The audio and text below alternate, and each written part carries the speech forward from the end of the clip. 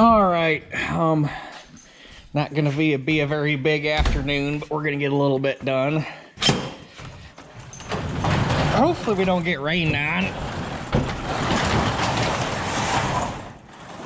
Don't let the sun fool you. There's little lake effect rain showers all over the damn place around here.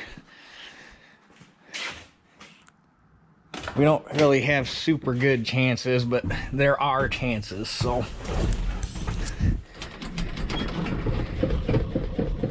Apparently Dad vacuumed this thing out again, because when we parked it, it was full of bees wings. Dad hates bees wings in the truck. Annoys the shit out of him. Come on, girl.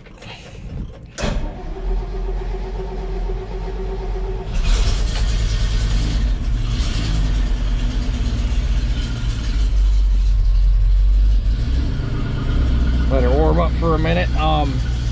Anyway, I got the 8700 put back together yesterday in the rain. We ended up with, I thought we had, it sure felt like we had a lot more, but we only ended up with a 1/2 inch, which, in all honesty, for what we need, is about right. If we don't get any more rain, my hopes are to get the wheat ground disc down tomorrow afternoon and plant it Saturday, but we'll see what I end up with for time, because tomorrow at 2:30, Shelly's other horse, she's having it put down. It had Cushing's disease and the thyroid, or actually Cushing's disease is a thyroid issue, but it had Cushing's disease earlier this spring when we had to put the other one down for the same reason, and they thought, being a younger horse, the vet tried to put it on a steroid and a couple other things to try to keep it healthy, and nothing really worked, and it keeps losing weight, and it can't put on a winter coat, and it's all skin and bone bad. So they were hoping to have because they've still got her mom's horse there, which is fine, or is perfectly healthy, and they were hoping to have another horse bought. They were looking at rescues to try to adopt a rescue. They were hoping to have another horse before it came to this point, because her mom's horse has never been without a companion horse. So, but it didn't end up working out that way. But anyway, tomorrow at 2:30, I got to do that. I got to take the Mini over and take care of that problem.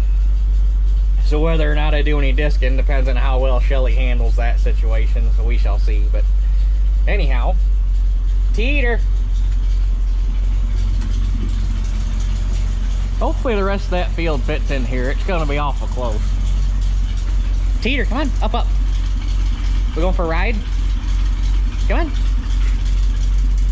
I know, you don't like the smell. You do the same thing in the other barn. Come on, up. Come on, let's go for a ride. Teeter up. Come on. Come on, you goofball, in the truck.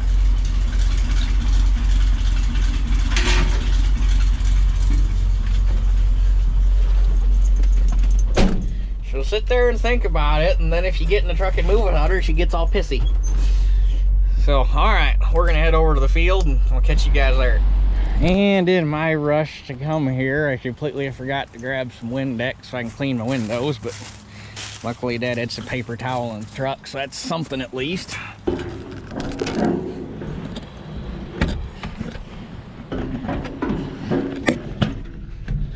They're not terrible, but they're not great, especially this one. But, so what had happened, I'll show you real quick before I start it up.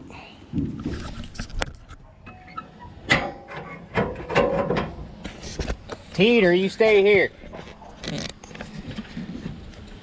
This idler pulley, right? I don't know if I can. That one right there. If I'm pointing at it. Yeah. That pulley right there. the bearing went out of it, and that's the pulley that tensions the fan belt.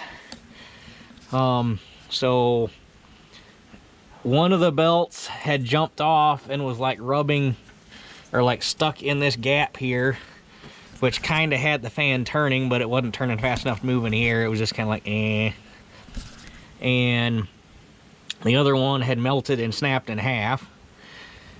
And the pulley, which is back there, somehow ended up clear the hell up here. It was sitting right there when I found it. How the hell it didn't just fall down and get lost into the abyss, I don't know. But regardless, the fan quit turning, it quit moving air, the combine got hot. Although that gauge reads warm to begin with, so I don't think it was actually as hot as the gauge indicated. But still hotter than you'd want it to be. So, but we didn't burn the motor up, nothing bad happened, so I can't even be mad about it. She made it through all last year without a single breakdown, and I'm sure that she'll do just as good this year. So anyhow, get her warming up and get my windows cleaned up.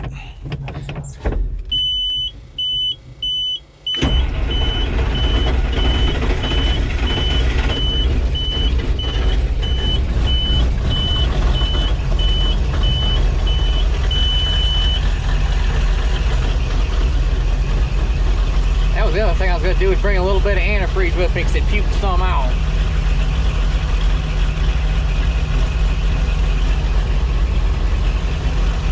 That's what you get when you leave in a hurry.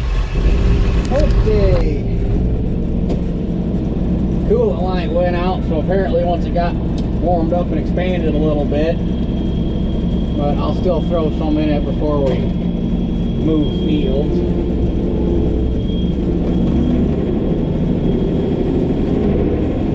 Finish up here, and then I got a little 2-acre piece we're going to get done just to get it out of the way. It was fairly dry.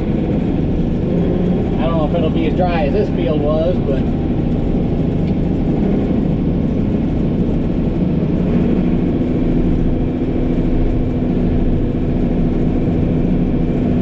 and for everybody that was asking, Teeter's doing better.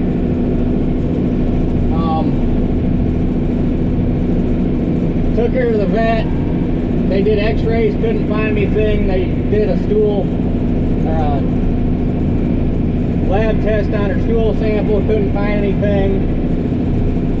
So they got her on 2 probiotics, which did their job. She's back to normal now. What I think happened,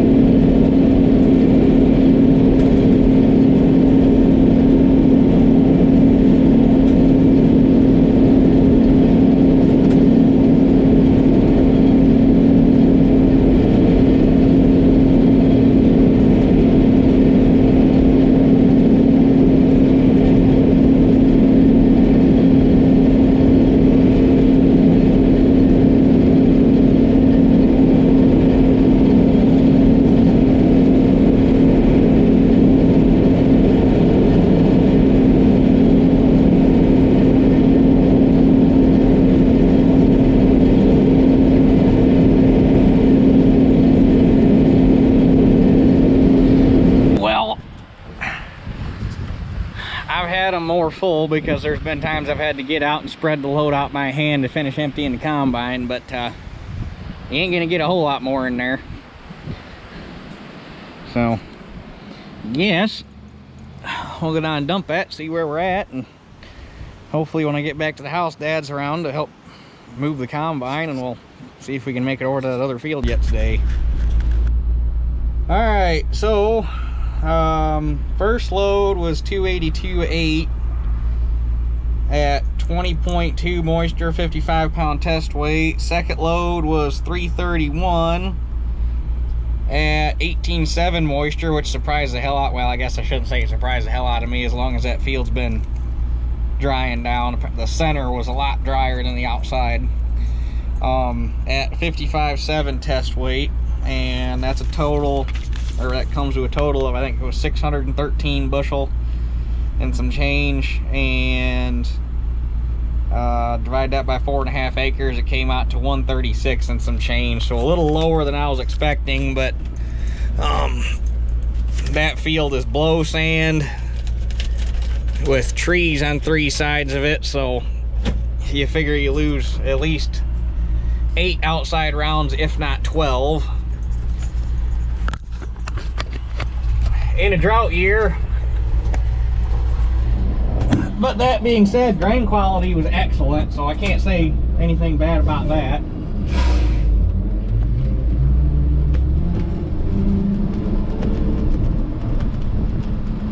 Like I say, we'll clean that fence row up real good this winter if they'll let me, and that'll help out a lot. Because I should easily be able to gain 15 foot.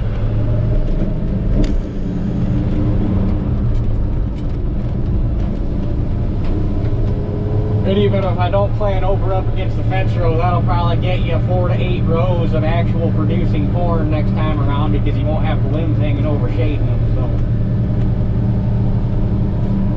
I bet if you took out the first 12 rows along the tree line, that was 160 plus bushel corn if you took out the bad spots. But when you average everything in, that's where it'd be nice to, and I've thought about it, because the elevator on that thing is very similar to the clean grain on my Boss's 7720, and I'm wondering how hard it would be to adapt a ag leader yield monitor kit onto that 8700.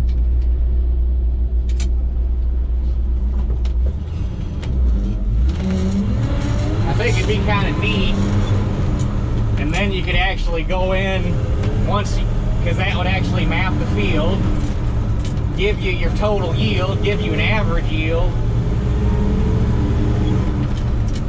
and then you could plug that into the computer, bring up your map, and then go in and delete all of the bad data and figure out, okay, the field averaged 136, but once you got into the good corn was actually running, you know, 165, 170. It'd just be nice, it'd be nice to have that information to know. I don't know what I'd do with it other than it would make me feel better about life, but it is something I thought about, was putting an ag leader kit on that 8700. I'd probably be one of the few guys, if not the only guy, running one.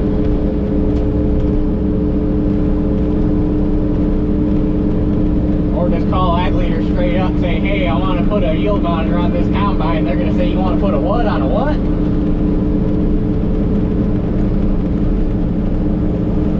Or they might say they've done it before and they got a kid that'll fit it. You never know. But anyway, we'll head back to the house and see if Dad's home and get the combine, well, check the weather, make sure I still got a foot where it's not going to rain, and then try to get over that other field and get it shown. Alright, Dad had guys keep showing up for hoses, so I ended up bringing myself. told them I'd call them when I get to the field, which is going to take me a minute, and then I got to get it opened up to get a spot to park the truck anyhow. So, but I do feel better about this field. I went back home and did another satellite, or did a better satellite map of it on NRCS Web Soil Survey, which if you haven't ever went on there and played around, it's a really cool website. It's free. But Google Earth must have updated their map this summer, because it was after I planted it and I could actually see my corn rows. So I was actually able to follow my rows when I did the field outline. This is 4 acres, not 4.5. So at 4 acres, it's 153 bushel an acre. So that made things better. Okay, we are here. You get up here to cab, you can tell right where the house used to sit. And right where the driveway is, right here, or was. But there's a lot of jerking around to get this field opened up, so I'm gonna get it opened up and we'll come back to you. Dad's gonna be here with the truck in about 15-20 minutes, which is gonna take me that long to probably get the first couple rounds, just because of the way this field lays. So once it's opened up though, it'll go lickety split. So I'm gonna get it opened up and we'll come back to you. Well, this field's not doing half bad for a little 2-acre patch. Also, I got a little overconfident, yanked back on the hydro a little too hard. Whoops.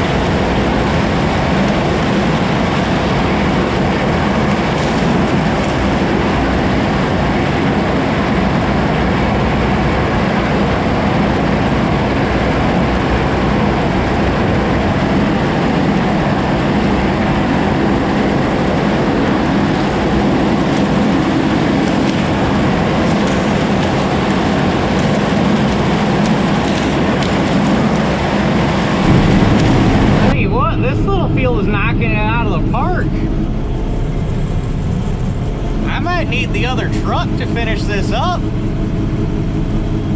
because if I got 150 bushel in the grain tank on both of these loads,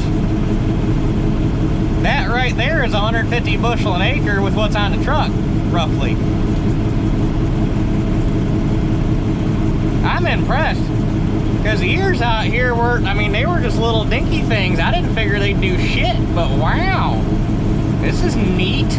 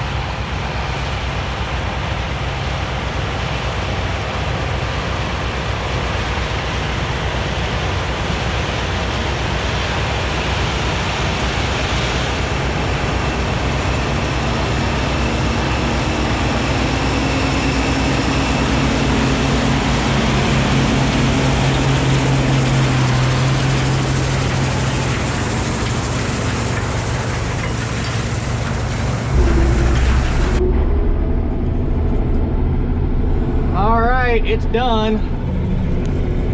It might have all fit in Dad's truck, but I wasn't gonna play that game, so I just had him go get mine.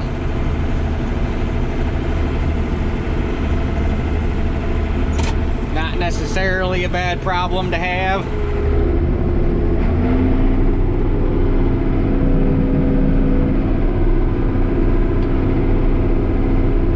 Tell you what, this field kind of came out of nowhere. The kernels out, I mean, the ears weren't that big, but the kernels were huge.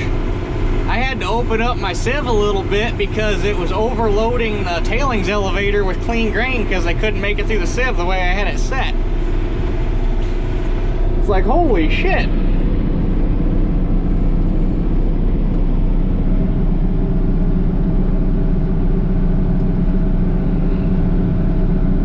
Yeah, get her a little more toward the front. It'll ride better. They're gonna like probing this one.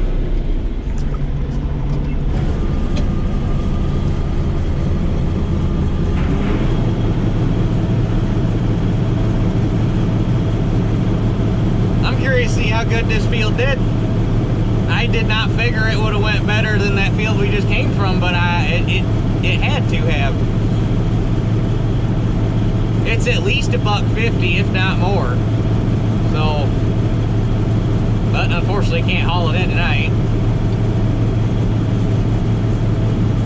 But get this hopper unloaded and get the combine, run them over to Mom and Dad's and call it a night. So I guess that's it for this one. We'll catch you guys on the next one.